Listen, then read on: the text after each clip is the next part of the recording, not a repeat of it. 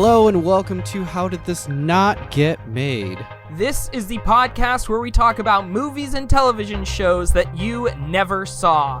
The films that were never released, the scripts that were never filmed, and the ideas that never even made it to the page. My name is David Spencer. And my name is Daniel Kaka.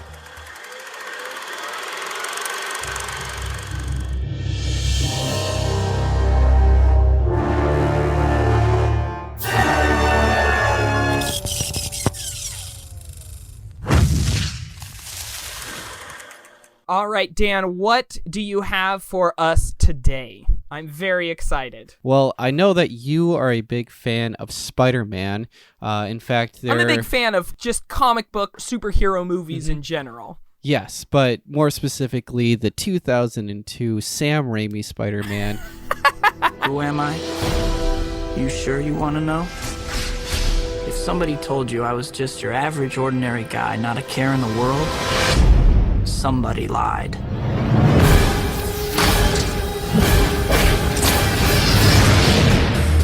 Truth is, it wasn't always like this. There was a time when life was a lot less complicated. Can I take your picture for the school paper? Sure. In this lab, we have 15 genetically enhanced super spiders. There's 14. One's missing.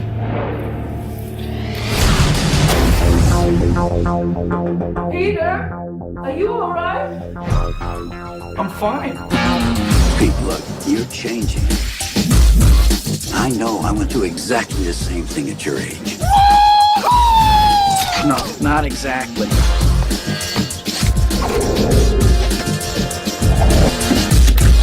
Wow. Peter, may I introduce my father, Norman Osborn? Great honor to meet you, sir. Harry tells me you're quite the science whiz. You know, I'm something of a scientist myself. What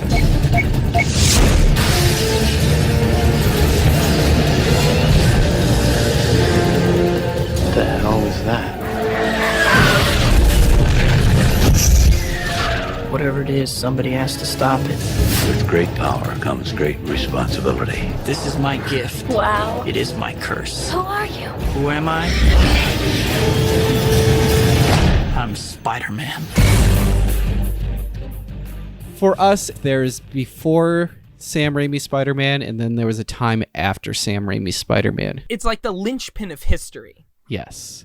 But did you know that before Sam Raimi ever even thought about the webbed hero, that there was another Spider-Man movie that there was supposed to be made back in the mid-1990s, and it was going to be directed by none other than James Cameron. I'm the king of the world! And yes, the Titanic Man. The T2, Titanic Man. Yeah. Terminator, Alien. Oh, man. Yeah. Titanic Man really does sound like a golden age of comic superhero. Yes. But he was supposed to be the one to create the very first Spider-Man movie. Yeah, and that would have been the first, well, I guess the second Marvel movie, right? Or no, I guess there would have been a couple of others, but one of the first big Marvel movies. Correct. I mean, before that, we had Howard the Duck. Yep. And then we also had, like, Fantastic Four and Captain America that were, like, barely straight to VHS releases. Yeah, it was not a good time for superhero movies, although DC, on the other hand, seemed to have nailed it pretty well with their Batman movie, Batman and Batman Returns. So Don't kill me, man! I'm not going to kill you. I want you to do me a favor. I want you to tell all your friends about me. What are you? I'm Batman. One could argue how good 1989 Batman actually holds up, but I won't go into that here. Yeah, that's a whole nother show, and we're definitely going to get into that one for sure. When would we ever talk about Tim Burton's history with superhero films on a podcast where we talk about movies that never got made? Oh, who knows? Let's dive into this. I certainly went down the rabbit hole, albeit I went down the spider hole on Oh this gosh, one. please don't call it the spider hole. No, oh no, not the... This was going to be an R-rated Spider-Man film. It was going to be released in 1995, around the time that the Spider-Man animated series was just starting. The animated series went on for 5 seasons from 1994 to 1998. Did you ever watch that 90s Spider-Man series? Because I definitely did. I did watch the animated series for sure. That animated series and the N64 Spider-Man game, those were like my introductions to Spider-Man and probably my introductions to like superhero storytelling in general, and the 90s X-Men cartoon. Oh yeah, when it came to superheroes when I was growing up, it was always the animation, so I always watched the Batman animated series, I watched X-Men as well, and I watched Spider-Man. And those were definitely my introductions to... And a little later on, comics. A big one for me was Teen Titans. Oh, yes. Oh, Teen forgot Titans about... is great. Oh, Teen Titans was so good. Okay, so like we mentioned before, this was going to be directed by James Cameron. Now, at this time, James Cameron was known for making the Terminator, Aliens, not to be confused with the first one, which is just Alien. That was... Ridley Scott, who did the first Alien. He did the second one, Aliens. He did The Abyss. 2 wildly different movies, but also, like, both have their fan base. And, like, both are really well-made movies, but they're trying to accomplish totally different things. Oh, yeah. Out of curiosity, so Alien or Aliens, which do you prefer? Aliens has that moment where Sigourney Weaver's, like, in that contraption and, like, fighting off the alien at the end, remember? Yeah. Yeah, like, I just remember, like, that was such an iconic moment. Yeah. The first Alien, the idea of not knowing who the android was and having that be a surprise and having that iconic scene of the alien bursting out of the chest. Oh, man. Yeah. I don't know. It is really tough, and the Alien franchise isn't something that I'm, like, is super beloved to me, but out of the 2, I think I would choose original Alien.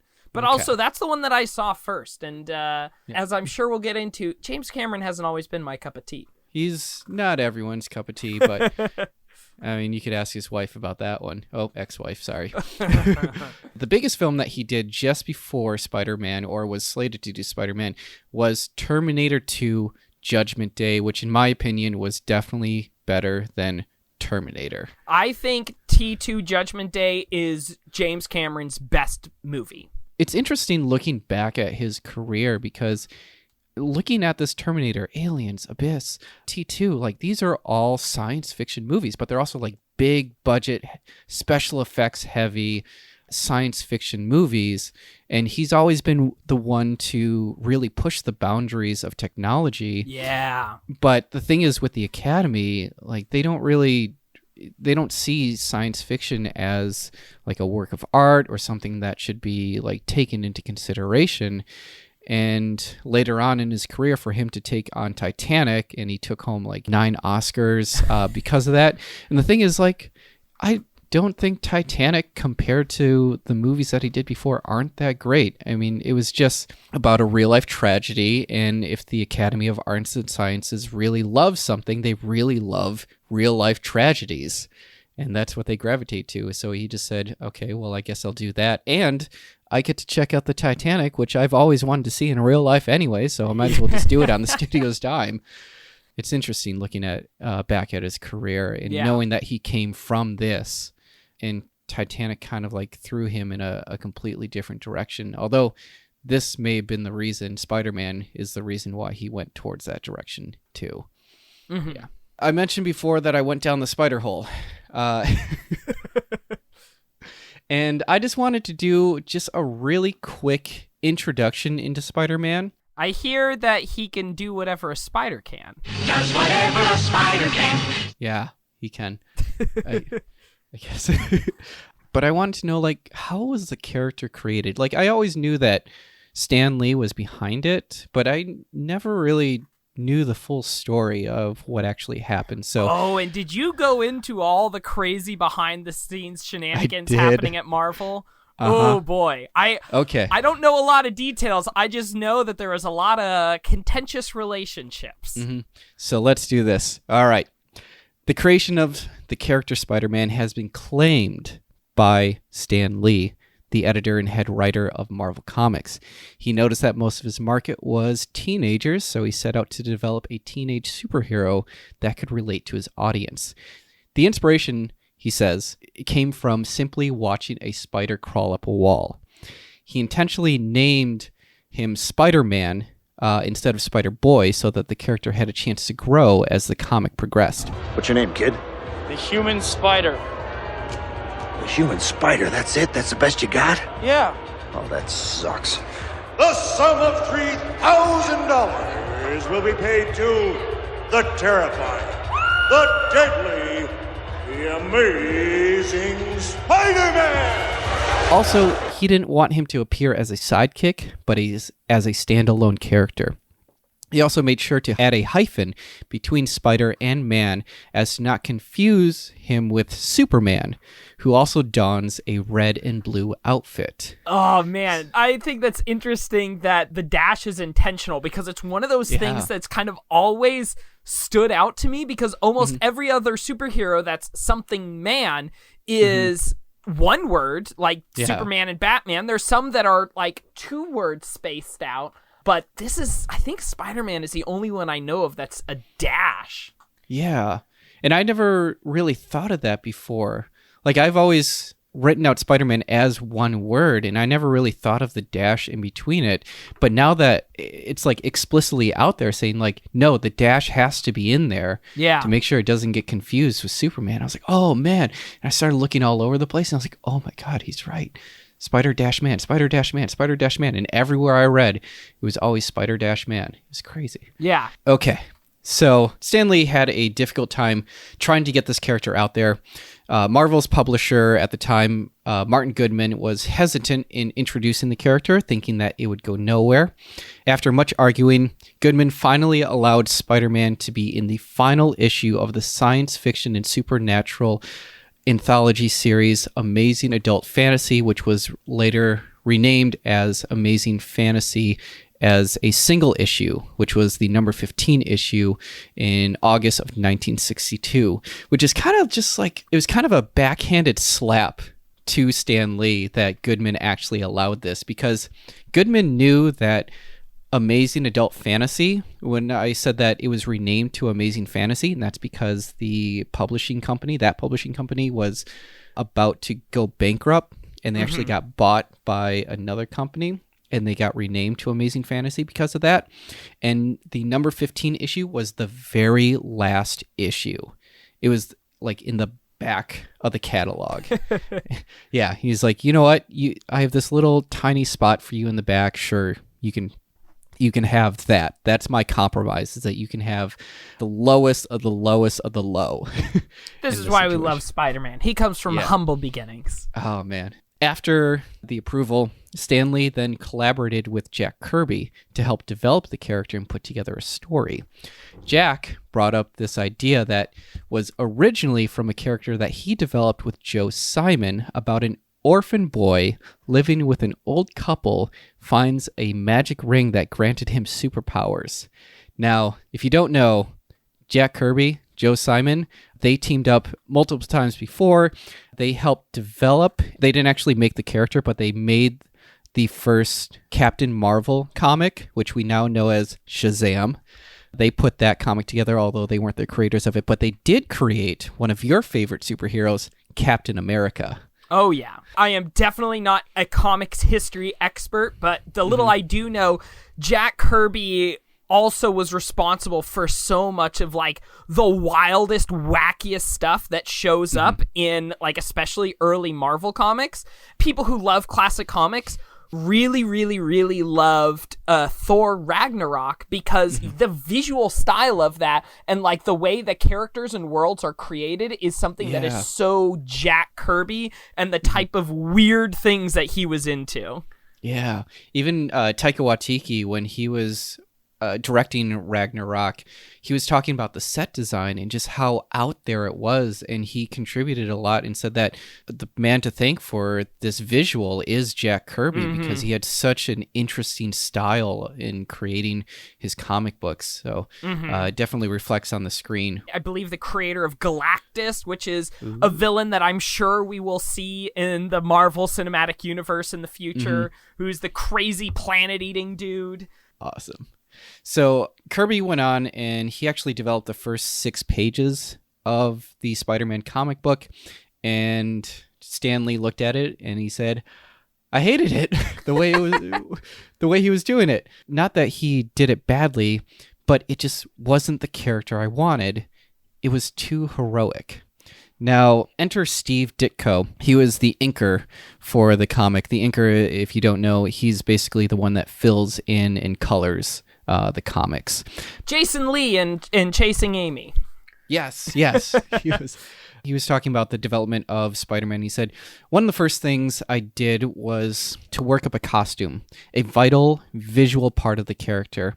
I had to know how he looked before any breakdowns. For example, a clinging power so he didn't have to have hard shoes or boots, a hidden wrist shooter versus a web gun or holster, etc.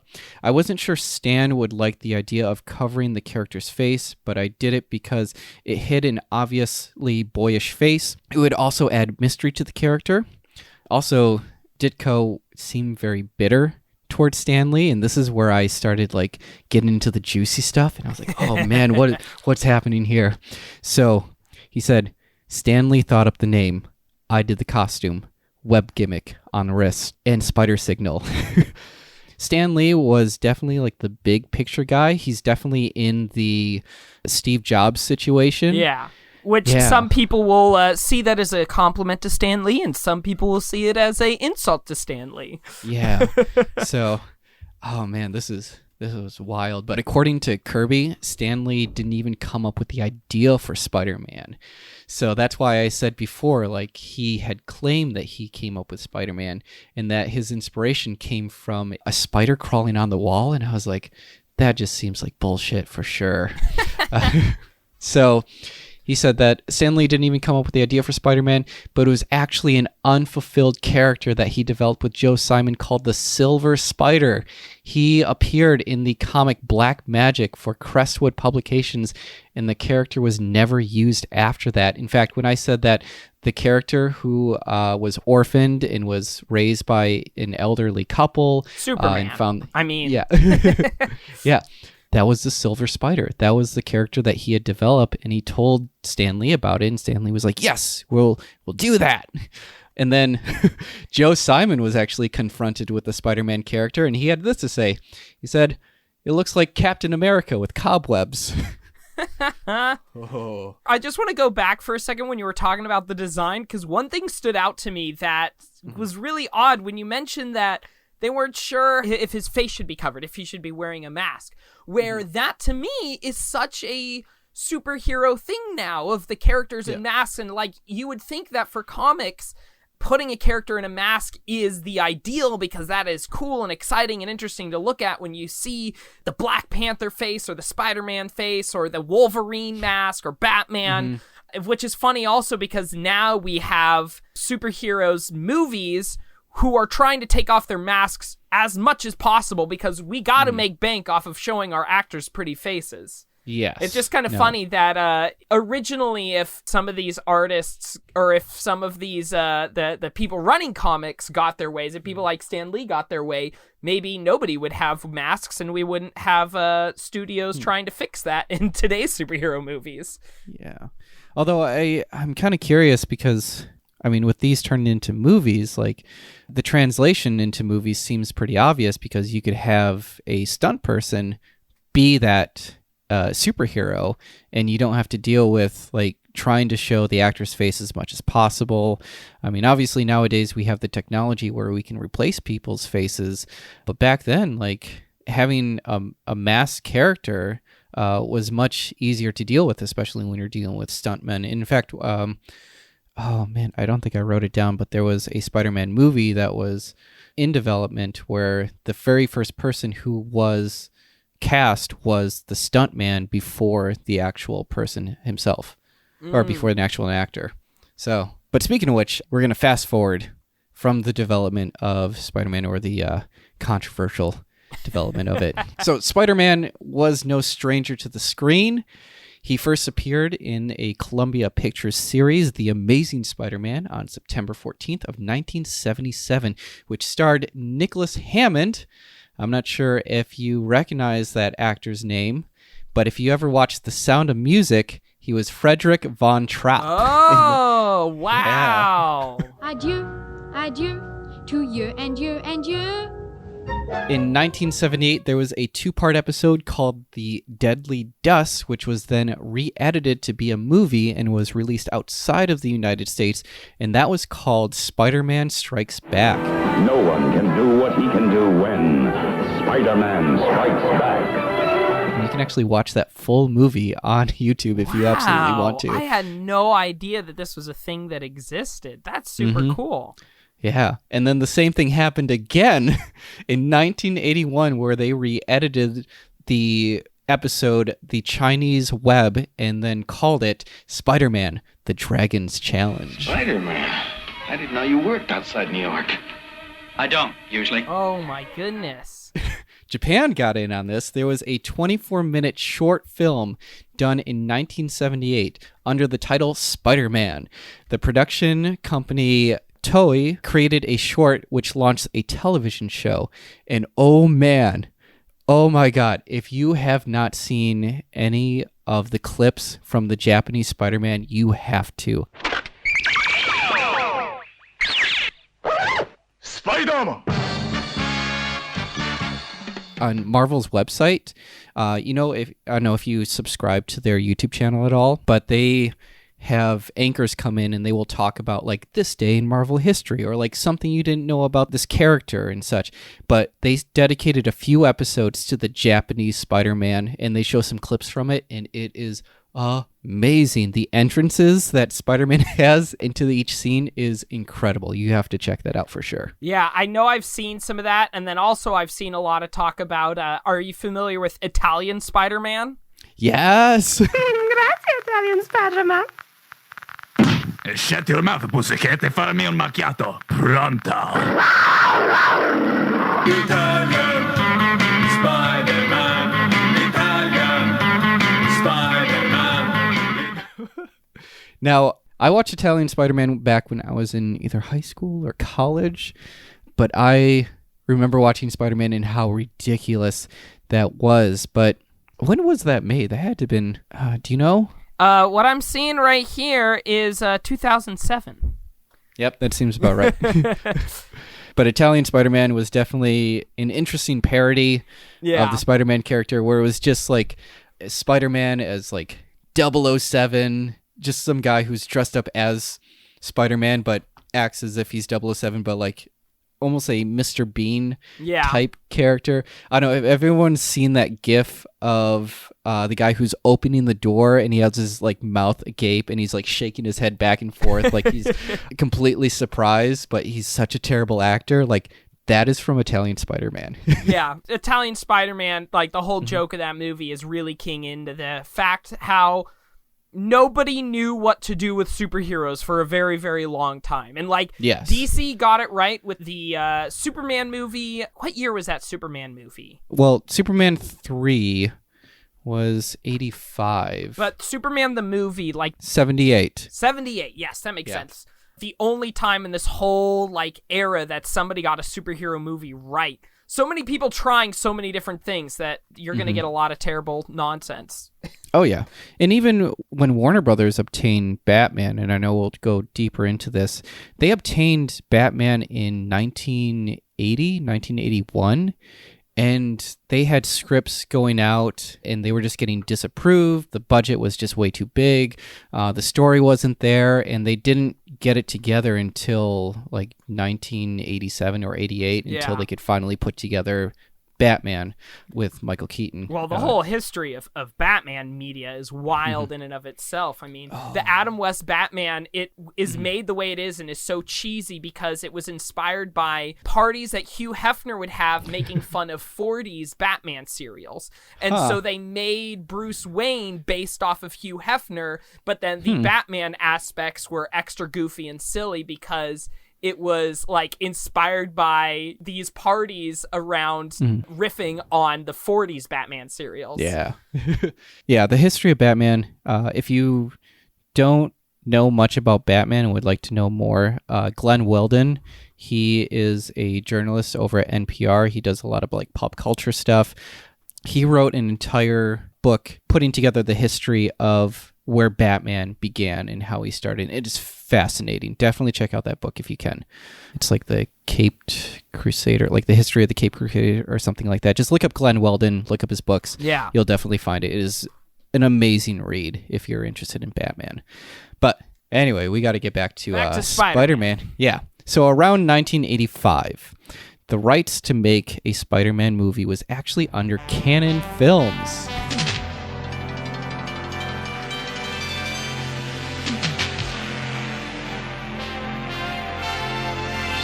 You know Canon Films. They actually did Superman 3. Oh. Yeah, so Warner Brothers gave up the rights to Superman for a little bit and gave it to Canon Films. Canon Films, they were putting out basically just these B-rated movies. The whole idea was like make it cheap, make it entertaining, and make a lot of money. And they actually had the rights to do Spider-Man. But the thing is like, making a superhero movie around that time was such a low priority, not just for them, but for Hollywood, just because there was no real demand for it.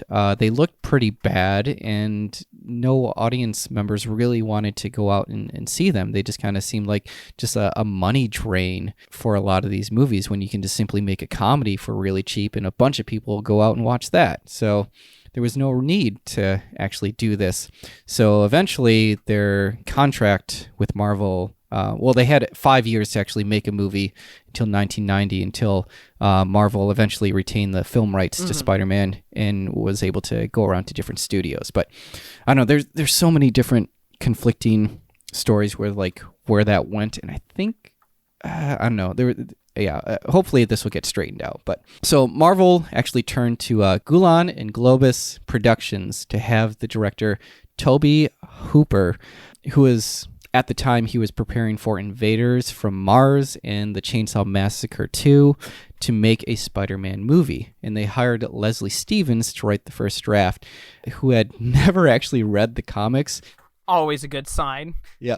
He grossly misunderstood the concept of the character, and actually in his adaptation, a corporate scientist intentionally subjects the photographer Peter Parker to a radioactive bombardment, transforming him into a hairy, suicidal, 8-armed monster. What exactly is that? Spider-Man. Get back, you 8-legged freak! This human tarantula refuses to join the scientists' new master race of mutants, battling a succession of mutants kept in a basement laboratory. Oh man! Oh boy, that would have been something else. That I actually would have loved to see that movie.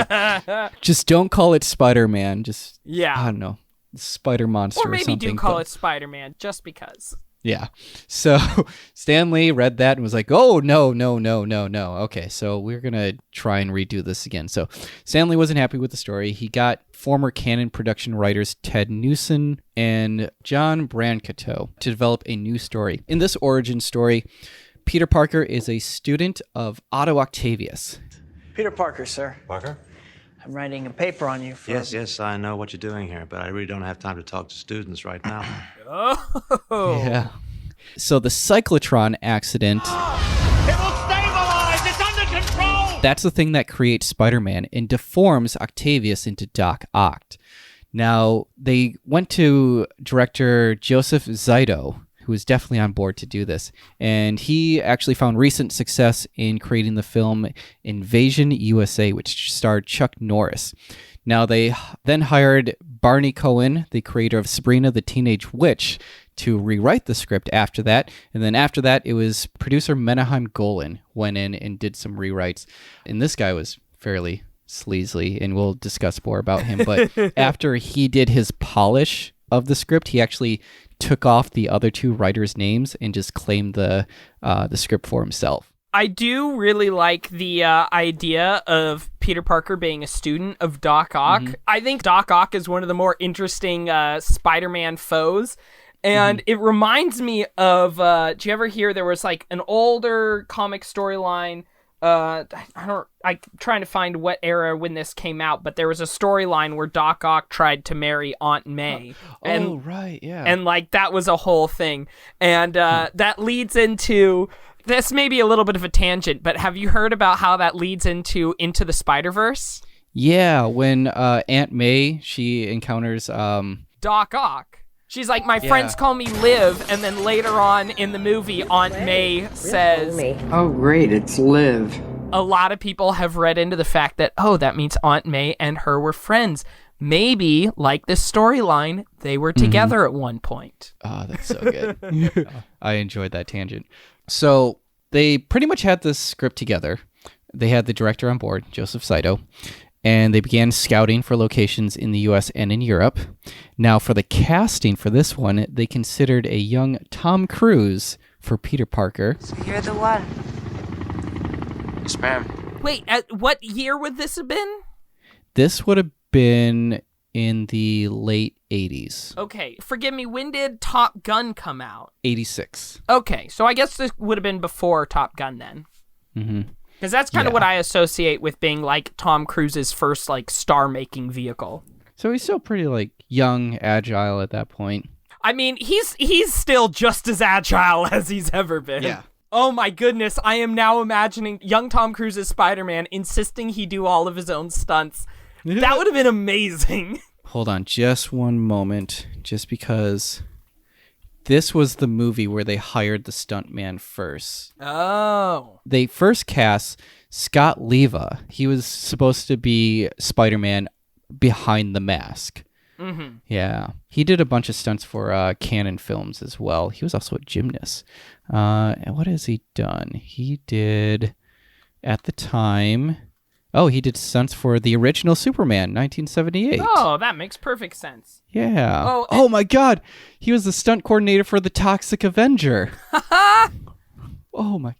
And I was also, in this time, just looking up Tom Cruise's IMDb. Of course, this would have been right in the era of Risky Business. So it makes perfect sense that they would go for Tom Cruise to be this teenage superhero. So after this, I mean, Tom Cruise being Peter Parker, yeah, that's pretty exciting.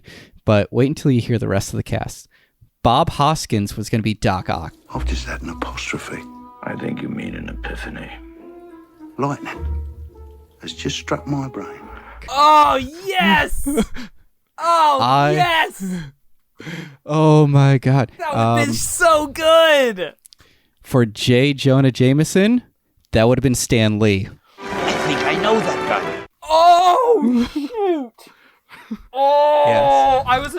I was about, I wish I stopped you, because J.K. Simmons as J. Jonah Jameson in the Sam Raimi Spider-Man is and forever will be the most perfect casting of a comic book character. Problem is, we don't have a decent picture. Eddie's been on it for weeks. We can barely get a glimpse of him. Oh, what is he, shy? If we can get a picture of Julia Roberts in a thong, we can certainly get a picture of this weirdo. Put an ad on the front page. Cash money for a picture of Spider-Man. He doesn't want to be famous, and I'll make him infamous. Yeah. But Stan Lee as J. Jonah Jameson, that's crazy. That's wild. Okay, and then for Aunt May, I was surprised by this. Aunt May, they were considering Lauren Bacall or Katharine Hepburn. Oh, wow. I mean, that makes sense. They're going like, how Superman has Marlon Brando in Superman to have this old Hollywood classic actor. And it sounded like this movie was going to be made. In fact, like when they were proposing their budget, the film would have cost them about $15 to $20 million to make. And instead, the studio capped their budget at $10 million. And once that happened, Saito just said, nope, I'm out. And once Zydo said no, like the whole production fell apart. Oh man, that would have been a fascinating Spider-Man movie. I think that could have really worked. I think so too. I think that would have been a great Spider-Man. Yeah. So in trying to find James Cameron's Spider-Man, like I stumbled upon this, and I love this happy accident. You know, it's that funny this happened. because when I first heard about the James Cameron Spider-Man, and again, this is why we're doing this podcast with you who does all this research, because I keep mixing up stories, or my research mix up stories, but I remember seeing somebody describing the James Cameron Spider-Man as Peter Parker is a college student of Doc Ock. So wherever I initially heard about this story was taking the script from this 80s version and thinking that was the James Cameron version. Now, there is some truth to that, and I'll explain that later. Oh, okay. After that movie fell apart, there were a lot more rewrites. A lot of them were trying to, rewrite it for a more low-budget film, and it just didn't happen. And in 1990, Stan Lee actually said, 21st Century is supposed to do Spider-Man. And now we're talking to Columbia, and that's the way it looks now. And Columbia may end up buying Spider-Man from 21st Century. So you could definitely tell, like in Stan Lee's words, that he was getting really frustrated. Yeah. That it was going from studio to studio. People were trying to undercut it, changing the story. And he's like, no, that's not who Spider-Man is. Like, I mean, we give Stan Lee a lot of flack for, in the beginning, not really contributing much to the character of Spider-Man, but he had a really good base of who Spider-Man was supposed to be. He also seems like a big cheerleader of the character and a cheerleader of Marvel Comics in general. And it seems like the getting those characters on the big screen was always like at the forefront of his mindset of this is a thing that I want to make happen. He really pushed for it. He knew what the character was supposed to represent, and he had no trouble saying, if you're not going to do it right, you're not going to do it at all. Yeah. Which I highly admire. Yes, in absolutely. This case. Yeah. 1993 comes around, and the responsibility to make a Spider-Man movie was given to Carolco Pictures, the same studio that made Terminator 2, Judgment Day, Total Recall, Basic Instinct, and the first 3 Rambo movies. Did you know that James Cameron actually wrote one of the Rambo movies? I did not know that. He wrote Rambo, First Blood Part 2. All right. You're the one who's making the mistake. Yeah, what mistake? Rambo.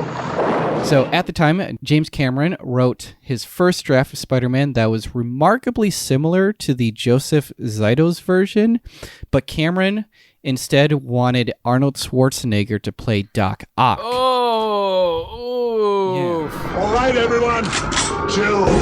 So from my understanding is that with the script that was already out there, I know Cameron had worked with Arnold Schwarzenegger 2 times before. It sounded like he just took the script that was already made, the script that Stan Lee was already happy with, and said, okay, you know what I can do? I'm just going to go in there. I'll just make the changes that I would like to this already existing script. I'm going to put my name on it, put it out there, give it to Carolco Pictures and say, hey, this is the one I'm going to do.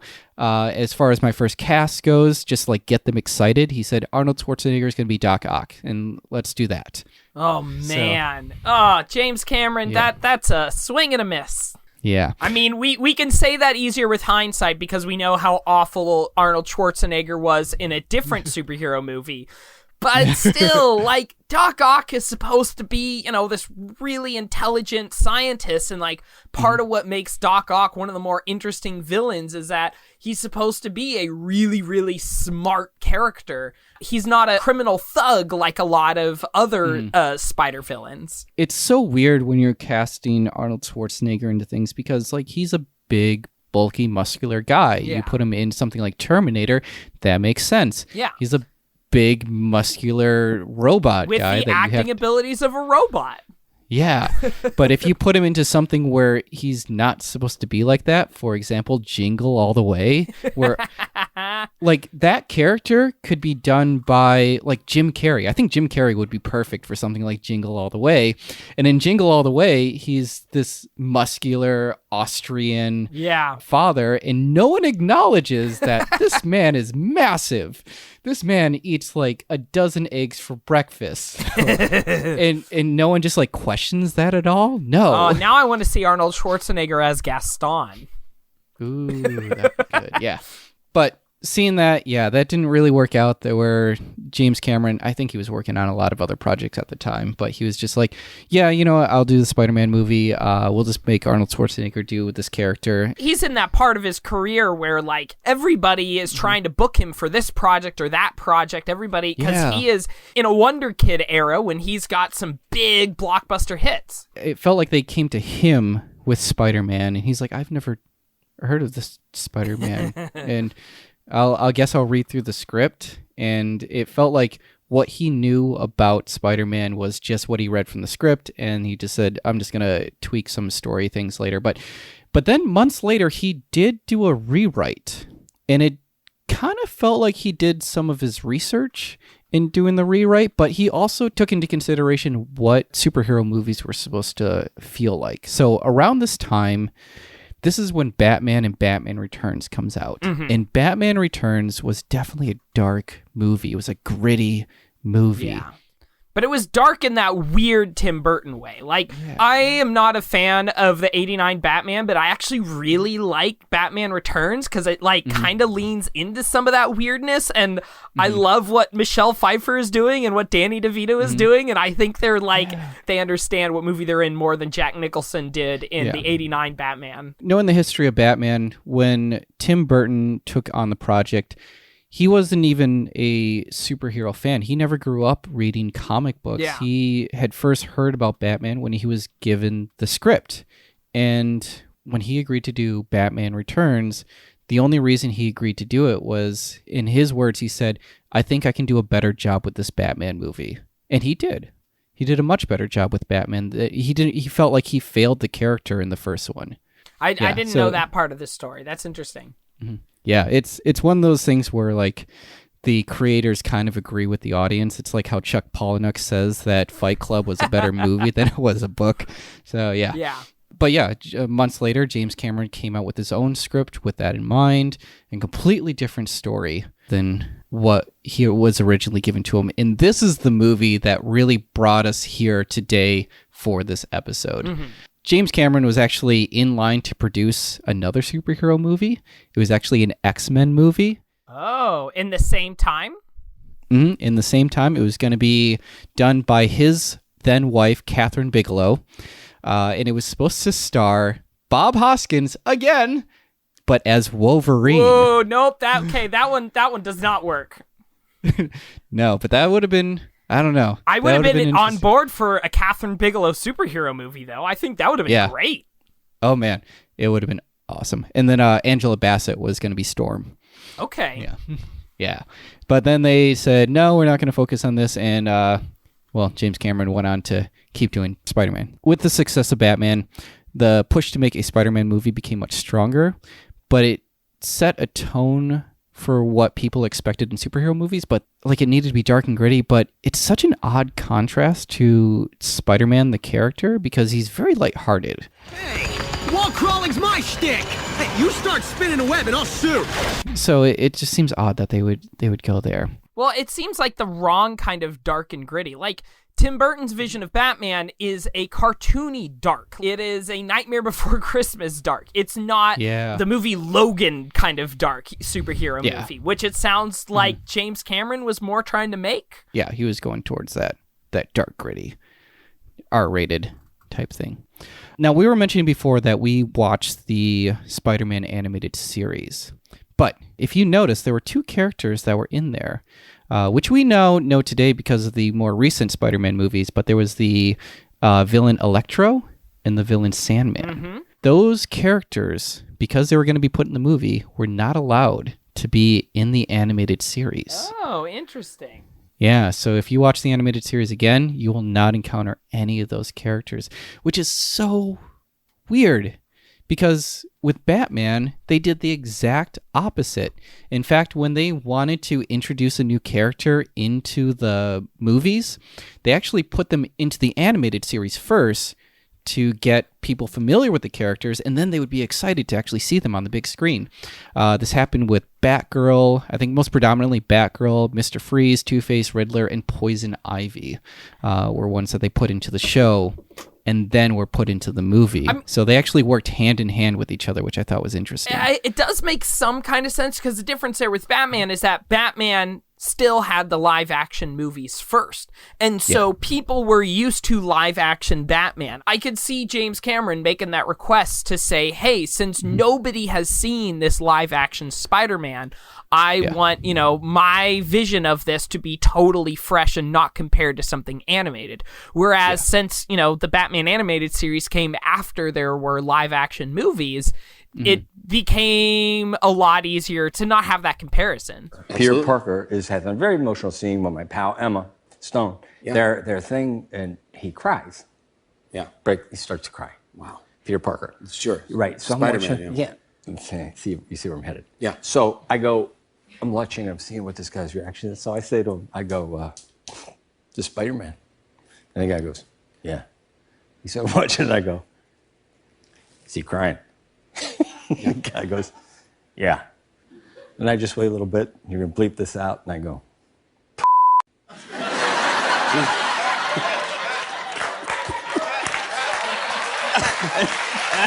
and I wait.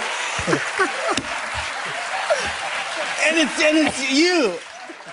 And I wait. And he kind of does this. He kind of like looks at me and he's just like locked in. And I go, Batman never cry.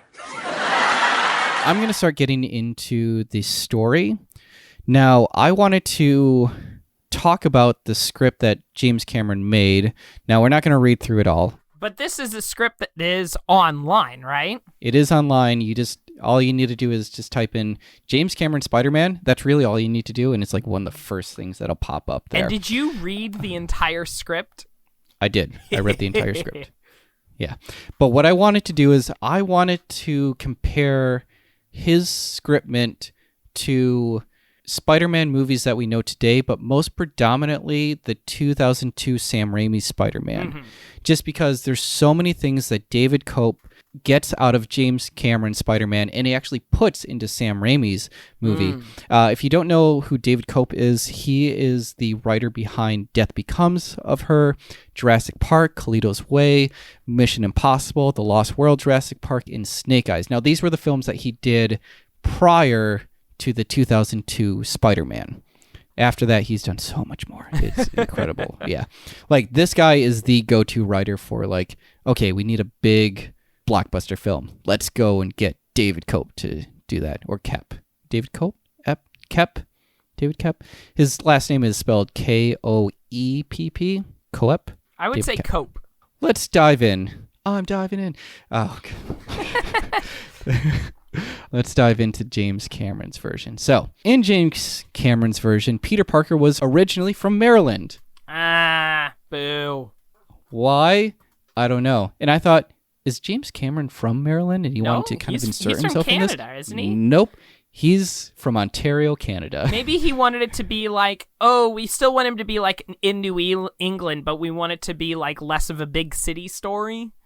Yeah. It didn't even pay off in the script either. It just said, from Maryland. That's it. His parents died in a plane accident when he was 6. He was adopted by his Aunt May and Uncle Ben. Anytime that we've seen Spider-Man, he's from New York City. Oh, yeah. So... Spider-Man being from New York is like crucial to the DNA of that character. I don't know what he was trying to go with that, but maybe if he was from Canada, I'd be like, okay, that makes sense. Yeah, see, James Cameron, why didn't you make a Wolverine movie? He's from Canada. Yeah, see? Okay, so instead of a class field trip, Peter is touring the genetics lab at a university that he hopes to attend. The professor shows the tour the fruit flies that are genetically enhanced. The professor says that there are 10 fruit flies, while Peter corrects him and says that he only sees 9. And while taking a picture of the fruit flies for his school picture, they pan up to a spider who's actually feasting on one of the mutated fruit flies, becomes mutated itself, descends down, and bites Peter's hand. Huh, that's kind of a roundabout way of getting there. I kind of understand what he was trying to portray with that, where you would think like, oh, this is a genetically mutated spider. He bites Peter, and then somehow he obtains that power. But I kind of understand that the genetic mutation can be passed on by getting injected into other species. So like if the fruit fly has it and it gets into the spider, now the spider has it, and then the spider can put that into Peter, and now Peter has it. Yeah. So I can kind of understand the logic and why he was doing it, but I don't know, I still like the visual of them looking at genetically mutated spiders. Yeah. Yeah, it has a better visual. And we have a pretty close connection to that scene in Sam Raimi's Spider-Man, because that was actually filmed in the Natural History Museum here in Los Angeles. Yeah. Which we both worked at. Yeah.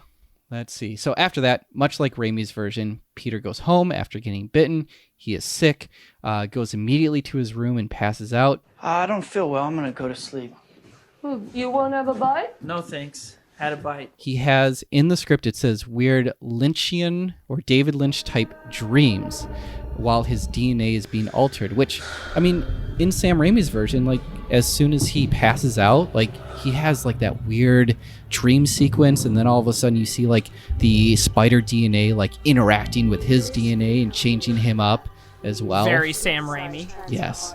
With James Cameron's version, it would have been a lot darker, especially if he was trying to go for like a David Lynch version of that, like knowing like Eraserhead, knowing Twin Peaks. Like, he definitely would have gone some dark alleys to do that sequence, which I think would have been interesting.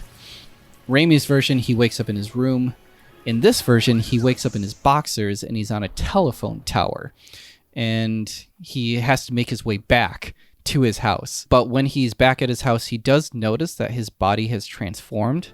Any better this morning? Any change? Change? Yeah. Big change. Much like the Raimi version. And he notices that he has perfect vision. Like, they even show in the script, like, he puts on his glasses, notices that it's blurry, takes them off, perfect vision, on, blurry. Like, it's almost... We see that in the Sam Raimi Spider. Yeah, it feels like it was like taken word for word from James Cameron's script and put into the Sam Raimi version. The web holes. In Cameron's version, Peter is mortified by the web shooting coming out of his wrist. He thinks that he's a freak. He actually wears long sleeves to cover them up. He breaks down and cries because of it, because he just is so ashamed of this. And then there's this weird wet dream scene that happens where he wakes up after being bitten and finds that there's webbing all over his bed that just kind of like oozed out everywhere. So it's even more overtly about puberty. Yes. He is so embarrassed that he actually creates fake canisters that go around his wrist to make it look as if he's not the one who's actually making the web organically. So even though he is all masked up in his superhero outfit, he still doesn't want people to think that this is coming out of his body. Yeah, it's just such a weird thing. In Kep's version, he did the same thing, but instead of being embarrassed, he actually embraces the natural webbing. Yeah. Like in the comics and later adaptations, we actually see Peter Parker as the one who comes up with the web shooters and the web solution using his scientific knowledge. When Dan said in the comics and later adaptations, don't confuse it as Dan thinking that it's later comics as well. We all know that the comics have always been web shooters. Yes. Yeah. So, I don't know, I thought that was interesting.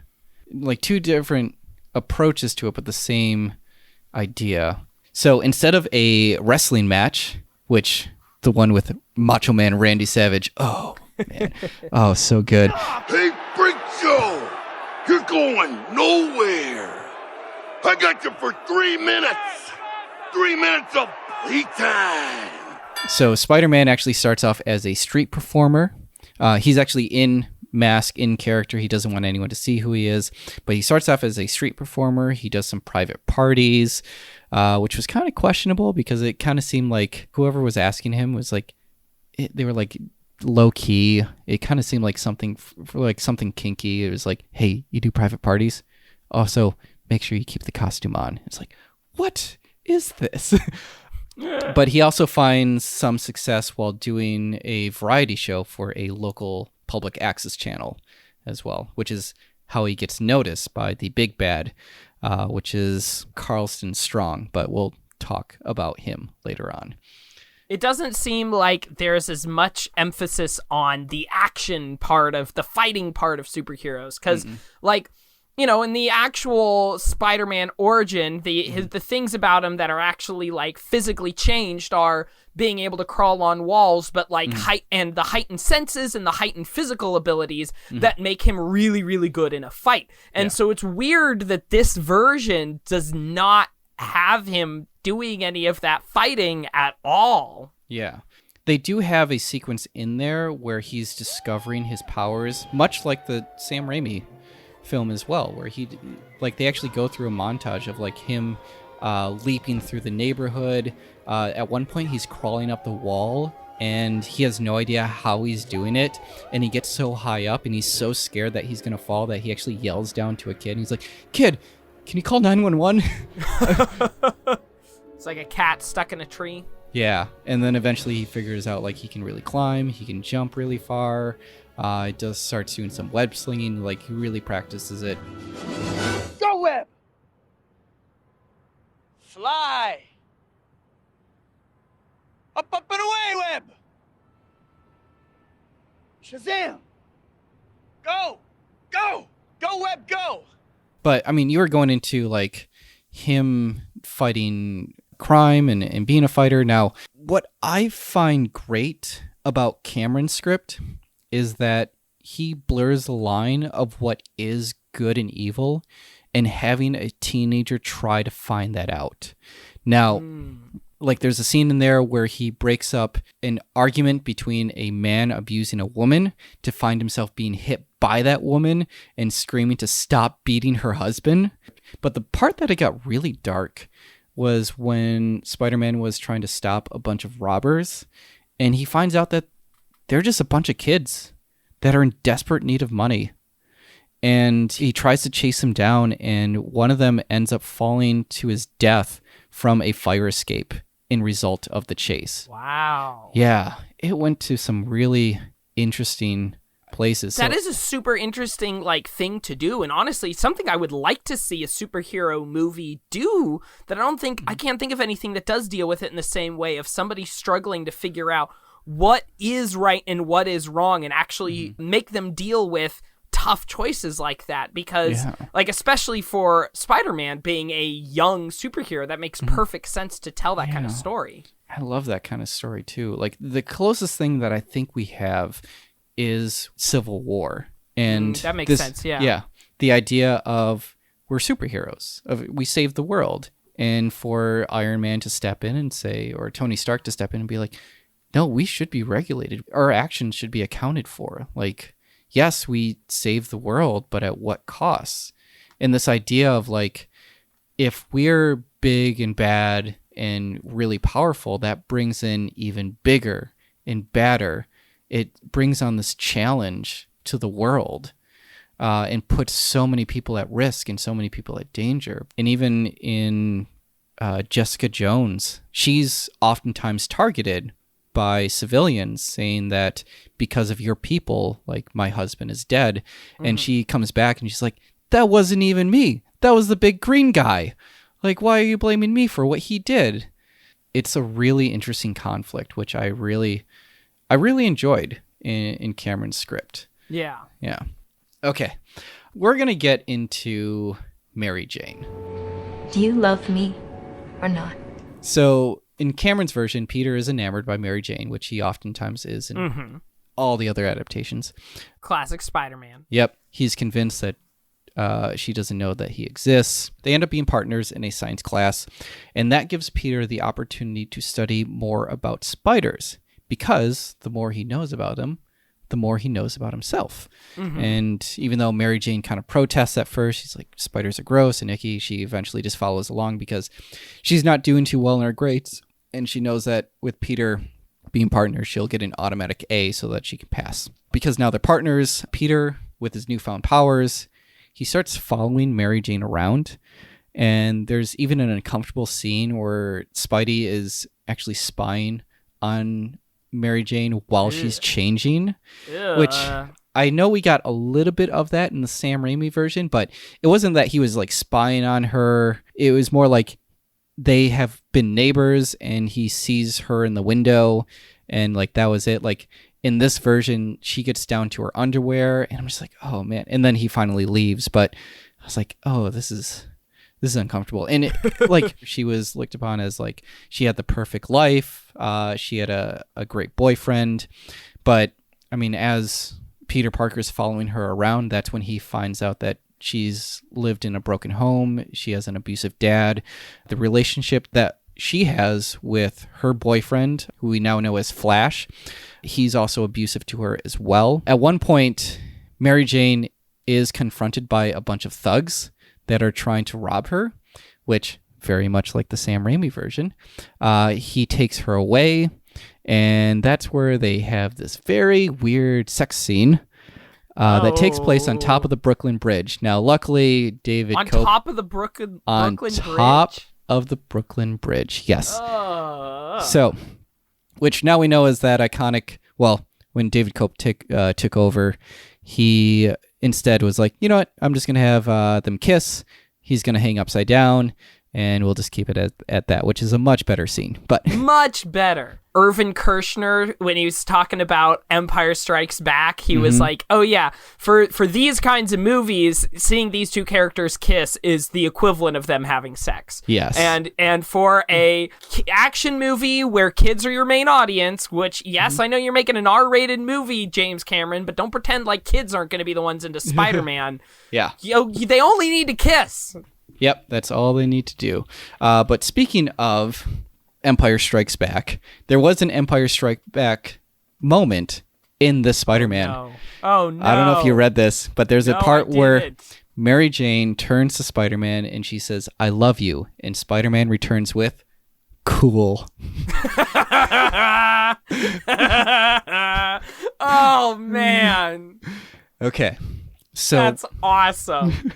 What we are going to do is we are actually going to read probably the cringiest part of this entire script, and that is the odd sex scene that takes place on top of the Brooklyn Bridge. Because I figure if we're going to read anything from the script, it is going to be this, just to kind of give you an idea of like kind of why this movie was passed. I saw this earlier today, and it was uncomfortable to even read. I can't imagine saying it out loud. Okay. So, do you want to take on the narrator or Spider-Man? Oh, man, I don't even know. Probably Spider-Man, but what I'm wondering is, for the one Mary Jane line, should I see if Alexa wants to join us? Oh, my God, yes. Okay, I'll be right back. Yes. Hey, Alexa, do you want to read something really bizarre for the Mary Jane only has one line, but we need somebody to read. All right, she's gonna be here in like a minute. Okay. She's just finishing up what she was doing on her computer real quick. Oh, that's fine. She has no idea what she's in for though. Oh, man. Okay, are you ready, Alexa? Okay. So there's only one line. This is real creepy and real fucking weird. Do you want me to say it as it you can just say it however you want, but it's like all of this. Just channel in every Mary Jane version that's in your head. To fill the audience in, Alexa has joined us, my life partner co-host of Good Night Hollywood. She has never read this before. Just to set up the scene, so where are we again, Dan? Okay, so Spider-Man, he has been following Mary Jane, notices that Mary Jane is about to get mugged by a bunch of these thugs, and so he takes them out. So as a heroic effort, Spider-Man has taken Mary Jane, in deciding to woo her, takes her to the very top of Brooklyn Bridge to show her the wonderful view of Brooklyn Bridge, and hopefully that's it. So, I'm going to be the narrator. David is going to be Spider-Man. You are going to be Mary Jane. You ready? Go for it. I'm so ready for this. Yeah. She stands with her back against a girder, needing to feel something solid. Spider-Man stands before her, a perfectly formed male silhouette with a soothing low voice. Courtship among the spiders is highly ritualized. It varies from species to species. The male spider may circle the female or wave his front legs to signal that he is not prey.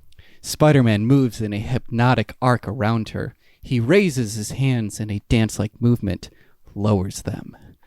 The female usually signals her willingness by an uncharacteristic passivity. MJ takes a deep breath. Her lip trembles. Her knees are weak. Her eyes, though, are steady, gazing at the silhouette before her. She doesn't move or speak. He comes closer. In certain crab spiders, such as Zysticus. This is riveting romantic dialogue, James Cameron. Such as Zysticus, the male will attach strands of silk to the female, tying her limbs. Spider-Man moves his hand gracefully across her, and she sees the sheerest silk webbing glinting in the moonlight. First one wrist, then the other. Hypnotic movement in the moonlight. Her arms are bound to the wall. Her breathing gets more rapid. Since the female can break free at any time, the bonds have only symbolic significance. The male must be very bold to take such liberties with the predatory female. Yes, he is very bold, but he must also trust her. Close your eyes. He removes his mask and kisses her. Their mouths are very slowly and very sensuously devour each other. Oh, God, that line makes me want to barf. Peter and MJ are locked together. He is mesmerizing, gentle, and powerful. He pushes up her skirt. They make love, high above the world. She doesn't look. Oh. It's not the weirdest porn I've read. The thing is, though, is that this was an actual Spider-Man movie. This isn't fan fiction. Oh, man, that was some I Hate Sand level romantic dialogue. I would love to see an animation of this. That's all I gotta say. But... Actually, you can actually look up fan-made storyboards of this scene. I'm not joking. Oh, right on. Oh, yeah. My goodness. Okay, well, I guess I'm going to have to look that up later. Okay, I'm going to go wash my mouth. Okay, that's probably a good idea. So in James Cameron's script, there was something weird going on. There was this emphasis on Spider-Man versus the Spider-Man. My name's the Human Spider. I don't care. Get out there. No, he got my name wrong. Get you gotta out tell there, him. you moron. Like in the like very first... calling him Spider-Man or the Spider-Man? Yeah, so in the first scene when he's hanging on the telephone towers of the World Trade Center, he's hanging there upside down. He picks up a newspaper and he reads about himself in the newspaper, and it says the Spider-Man, and he says like, they never get the name right. I need a new publicist. So what is the name supposed to be? It's like the Spider Mutant? He's like, no, it's just Spider-Man, take out the. It's like Justin Timberlake. He's like, hey, don't call it the Facebook. Call it Facebook. I was like, why? I don't know. Another thing that wasn't in James Cameron's script, although I'm kind of suspicious about this because it was a script mint, meaning that there was some dialogue in it, as we had just recently read, but most of it was like a description of the scenes. But there was no, with great power comes great responsibility. With great power comes great responsibility. Like, Uncle Ben doesn't explicitly say that in the script, although I feel like with some rewrites, and if the script was actually fully fleshed out, he may have said it, but I never actually... If I'm not mistaken, that was a line originally from the comics, right? Yes, it is from the comics. But it just never made it into Cameron's scriptment, but I'm giving him the benefit of the doubt that it would have eventually made its way in there. Does Uncle Ben die in this? Yes, he does. Oh, okay. So he dies in a very similar way. Spider-Man is in the wrestling match with Macho Man Randy Savage. He gets screwed over by the bookie. The robber comes in, takes money from the bookie, and then... You're describing the Sam Raimi version right yes, now. This is the Sam Raimi version. He goes out and kills him. So you know that one. In this one, he's talking to the guy who's in charge of the variety show, and he's asking for his share of the money, and he ends up screwing him over, and he ends up getting robbed by some thug, and then as soon as the thug is leaving, he tells him, not my job. Now he's gonna get away with my money. I missed the part where that's my problem. Goes right past him, goes outside, sees that there's a bunch of people standing around a dead body. He's like, what's going on? Looks at the dead body, finds out that it is, in fact, Uncle Ben, who was killed by the guy who robbed the bookie that screwed him over. Yeah, it felt like that scene was almost verbatim, and I think that scene was in the comics as well. Now, we've talked a lot about Spider-Man, but we haven't really talked about much of the villains in this. And let's go into the villains. There was one character, his name is Carlton Strand. And if you look back into the comics, there's actually no character named Carlton Strand. And yet he's supposed to be Electro, in a way, in his superpowers, but also he kind of acts like Kingpin. But Cameron actually went against using the name Max Dillon, which is Electro's real name, and he went against using Wilson Fisk, which is Kingpin's real name. Instead went with Carlton Strand, which is kind of both, but neither of those characters. So, yeah, Max Dillon was a small-time crook. He did a lot of petty theft. He wasn't really big scale enough to be like Wilson Fisk, but he's not like Kingpin, because Kingpin uses a lot of his wealth and power to encourage those with supernatural powers to work for him and really rarely gets involved. Kingpin also doesn't have any superpowers, but he does have a massive amount of strength. So with this, James Cameron then justified creating a whole new character, Carlton Strand. I just was pulling up the scriptment, and I just found Spider-Man's voiceover describing Carlton Strand, saying, Carlton Strand, you think Trump was big. This guy was bigger. Yep.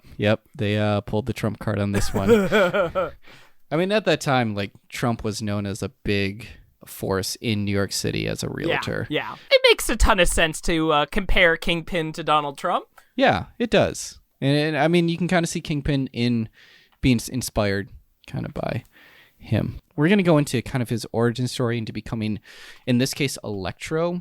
So Electro's origin story actually starts in Mexico. He's getting chased by the police into an electric farm and is struck by lightning. And that's where he is fused. His DNA is fused with lightning, and he becomes, I guess, Electro. So he finds out that the heist was actually a setup, that he and another heister were the fall guys. He later finds the team that screwed him over, and after obtaining these newfound electric powers, he ends up killing the head of the team and tells everyone else that he is now the leader. He has the ability to manipulate electricity. He also can tap into phone lines, listen to conversations. Yeah, his manipulation of electricity is kind of differently interpreted compared to what we know as Electro, where just Electro is just Palpatine, basically. But yeah. The way he amassed his wealth is that he was able to intercept a lot of bank transactions. Through these bank transactions, he was able to take a lot of like these microtransactions out while the transactions were happening. So he would take like fractions of a penny, or like, it's basically the plot to Office Space. It's aggregate, so I'm talking about fractions of a penny here, and over time, they add up to a lot. Oh, okay. How is that not stealing? Which itself stole from a Superman movie. Yes. So he takes these microtransactions, and because of that, he eventually amasses this wealth because of that. He also has a girlfriend, or I guess he like hires prostitutes. I'm not sure, but they only mention the one girl. So I'm saying that this is his girlfriend in this case, Cordelia. She dresses up in rubber so that she doesn't get electrocuted by him. Although he has this odd way, I don't know, this abusive way of treating her, where in one scene he actually kisses her and she ends up dying because of it. And then he uses electricity to kind of like jump her back into life. I'm just like, this is crazy. That's kind of wild. Yeah, that left a bad taste in my mouth. Yeah, but let's talk about another villain that was in this. There was his henchman, which, reading it was the Sandman, but I don't know why, but James Cameron was like adamant against not calling these guys by their villainous characters. Instead, he went by the name Boyd, Boyd. And I don't know, they never mentioned Sandman in the script. Why? I don't know. Is there a difference in this character like Carlton Strand? Not really. So the reason why James Cameron wanted to put Sandman into the story is because his movements are extremely similar to the T-1000. Think about it. He's able to liquefy himself, move around, turn himself into a solid object. Sandman's the same way. He can turn it into a sand, like turn liquidy his object. limbs into weapons. Yeah, and then at any moment's notice, he could like solidify it into like stone and like hit people with that. So it made sense that if James Cameron knew how this technology worked, he could definitely apply that into the Sandman character, which I think would have been amazing. Yeah. But for his origin story, he was working maintenance at a secret military base. Okay, seems generic. There was a quantum physics experiment gone wrong, also generic, but also seems feasible, that infuses sand into his DNA. Okay. I mean, if Carlton Strand turned into Electro because of that, I guess in this world, it makes sense. You've established that a spider eating a radioactive fruit fly can then infect a human and they become Spider-Man. Like, I'm going to accept this because this is the rules of this universe. That's how it works. So I'll take it. So a bunch of scientists, they tried conducting experiments on Sandman, or Boyd in this case, and he ends up escaping because he can turn into sand and he slips under the door. So I am going to go into kind of towards the end here. The overarching story is that Strand wants to recruit Spider-Man into his gang so that they can be more powerful and make more money. Much like how he hired Boyd to be his muscle, he lures Spider-Man in by kidnapping Mary Jane, but soon lets her go as soon as he arrives. Really, he only wants Spider-Man. He doesn't really care about Mary Jane. Oh yeah, in the scene, Peter does swear. He says, "I'll kill you, motherfucker. You hear me? You're dead, you sick bastard." Oh boy. Also at the beginning of the scene, we see that Cordelia is dead.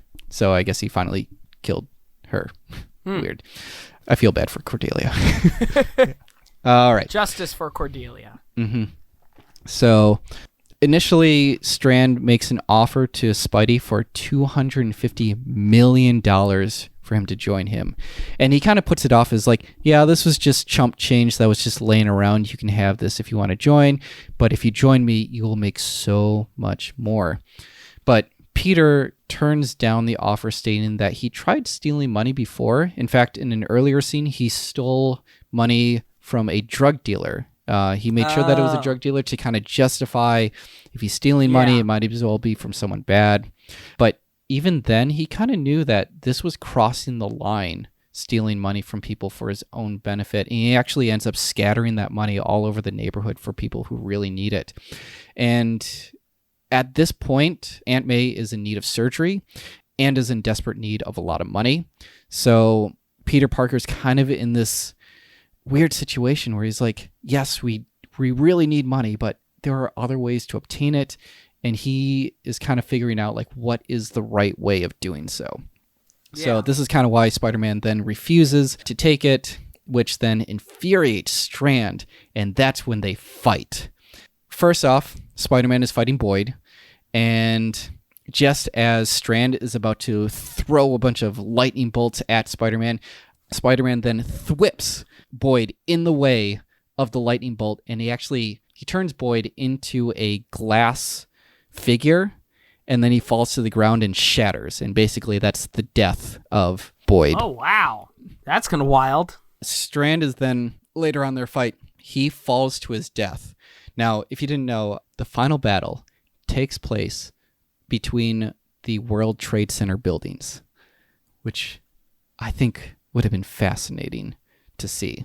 Yeah, well, I mean, especially at the time, it was seen as such a staple image of New York. I mean, have you seen the early teaser trailer for Sam Raimi's Spider-Man with the web between the towers? And he's holding them together?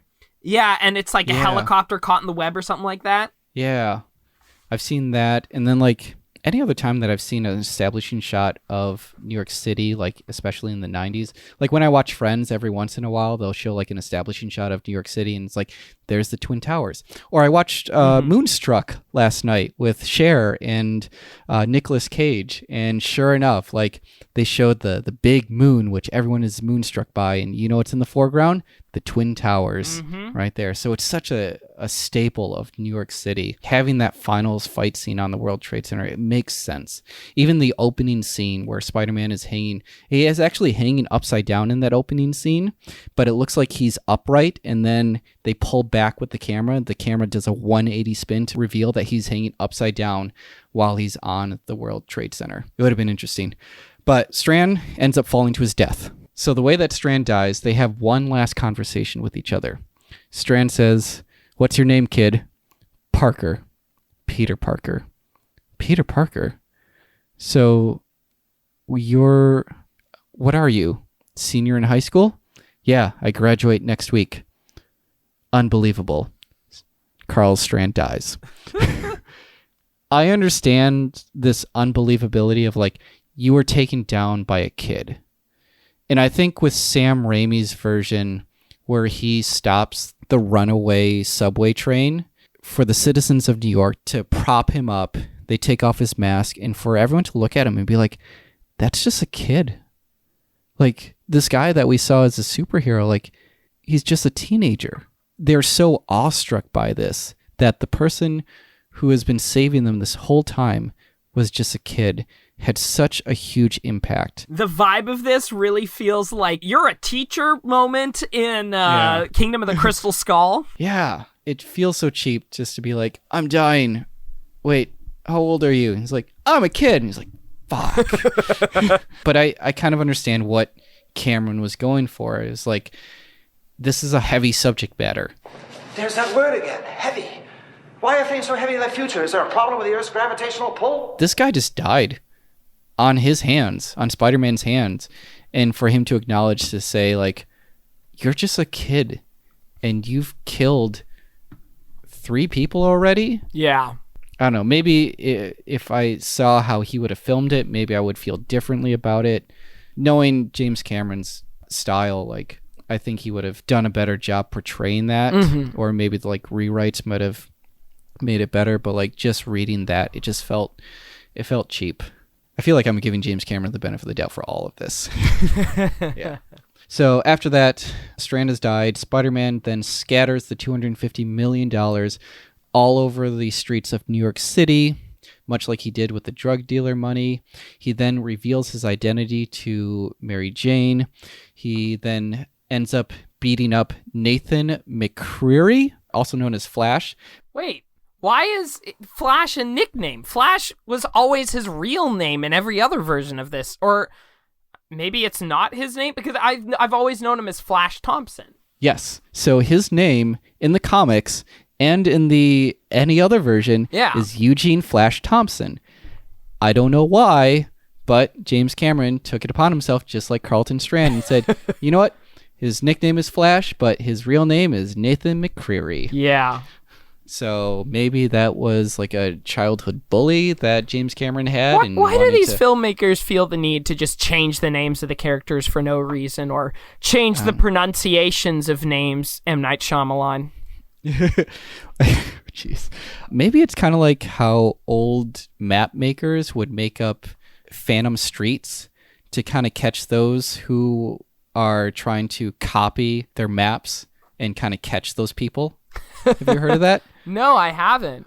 Okay, so there were the map makers who would put together the city, and to make sure that no one else was basically copying their maps, they would put in a phantom street, a street that does not exist. They would name the street. Sometimes they would name it after themselves or someone who was like close and personal to them.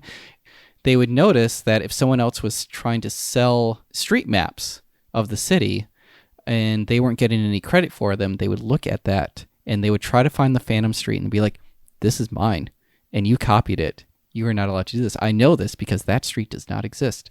I put it in there myself. I wonder if any streets then got named after phantom streets.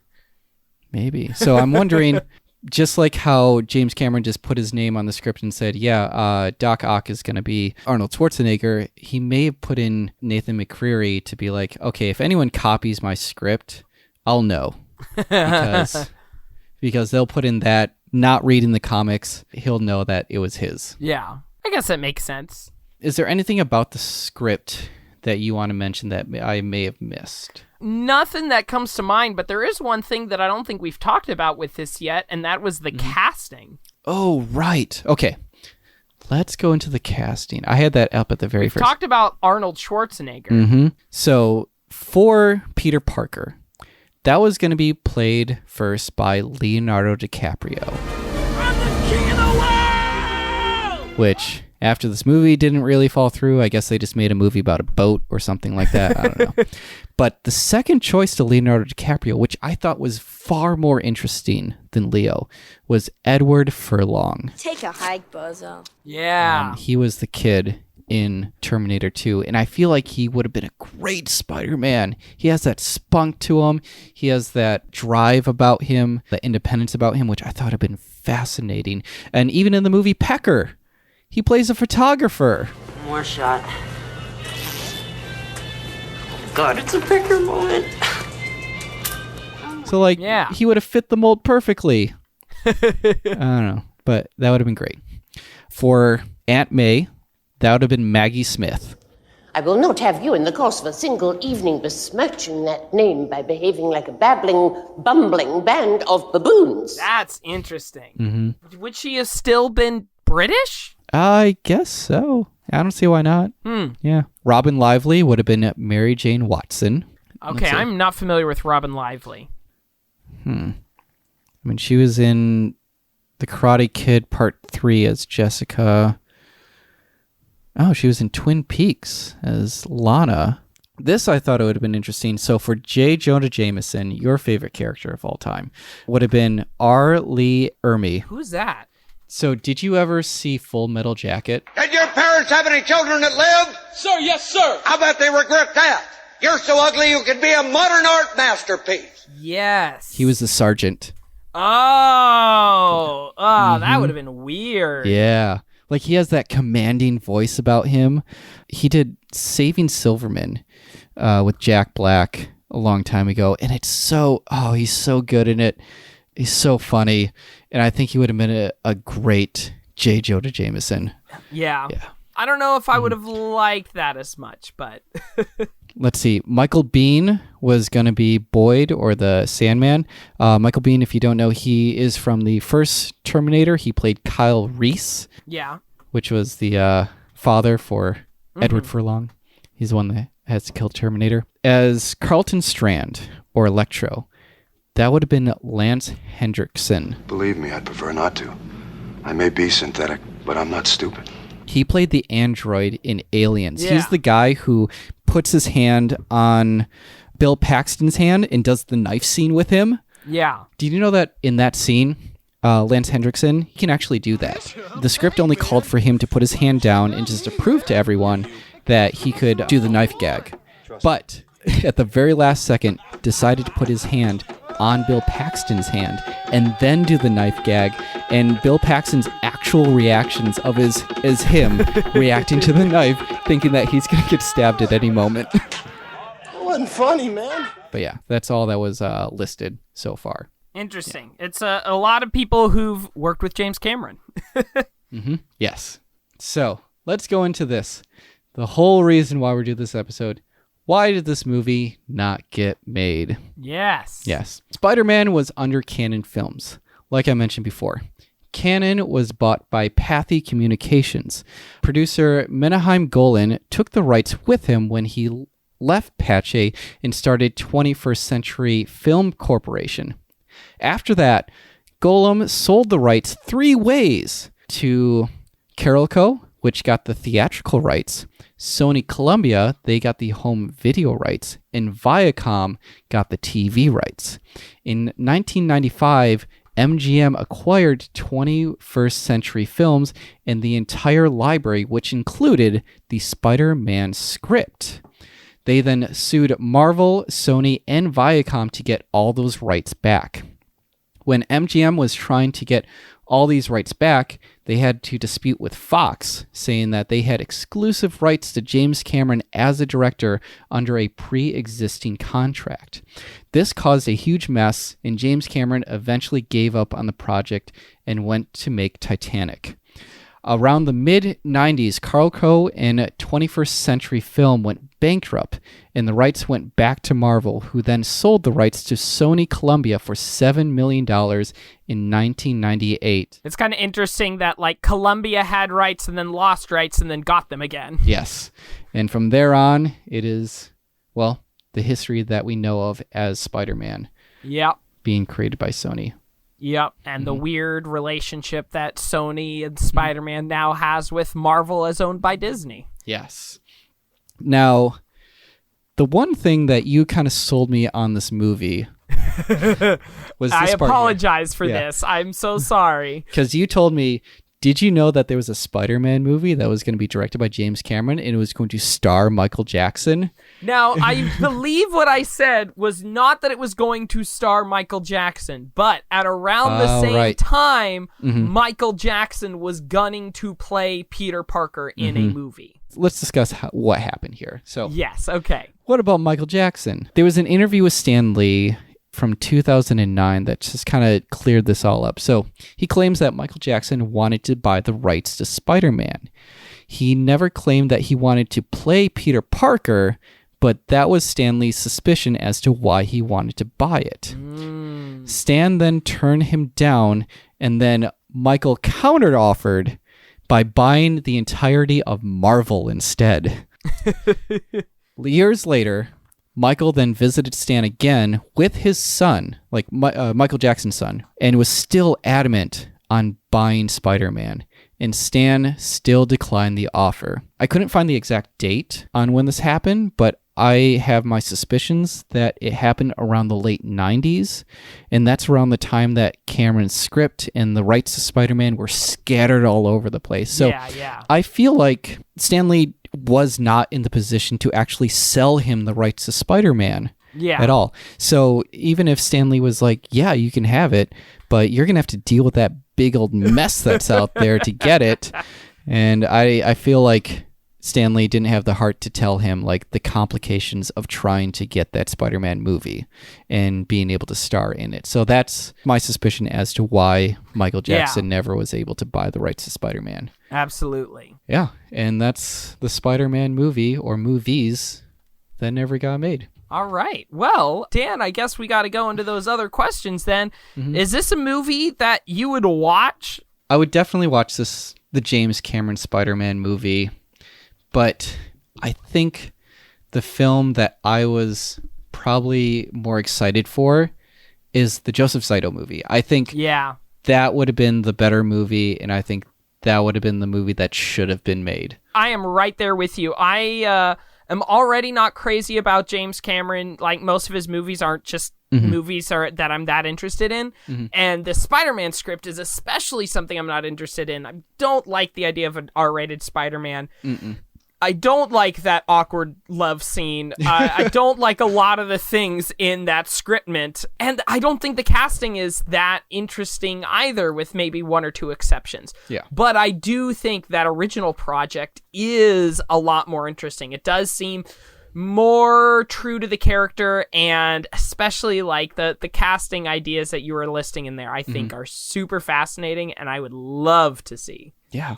Katharine Hepburn as Aunt May? Oh my God. Bob Hoskins? Come on. Yeah. Stan Lee as a main character and not as a cameo? Yeah, it would have been wild. Oh, it would have been great.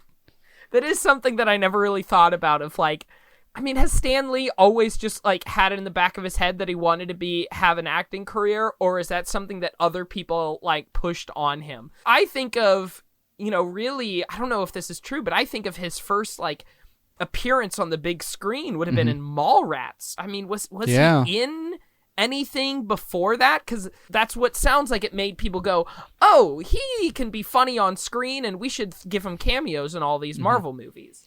I think it would have been an interesting nod for comic book nerds to look at that and be like, oh my God, that's Stan Lee.